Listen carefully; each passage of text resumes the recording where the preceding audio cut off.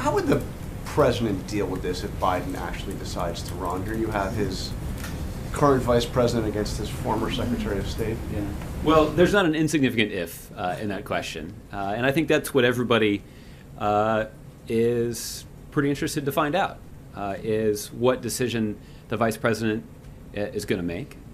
The president has indicated his view that the decision that he made, I guess 7 years ago now, to add Joe Biden to the ticket as his running mate was the smartest decision that he had ever made in politics. And I think that should give you some sense of the president's view of Vice President Biden's aptitude for the top job. So I assume that means the president would support Vice President Biden if he were to run. I mean, this is obviously a better decision than the Secretary of State he chose. So, are you suggesting? You said it was the best decision he'd made. So. Yeah, it was, and I think what the president has spoke at quite some length about the appreciation, respect, and admiration he has for the service of Secretary Clinton, particularly in her 4 years as Secretary of State.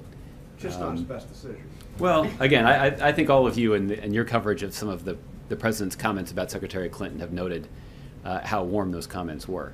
I'll just say that the vice president is somebody who has already run for president twice. He's been on a national ticket through 2 election cycles now, both in 2008 and in the re-election of 2012.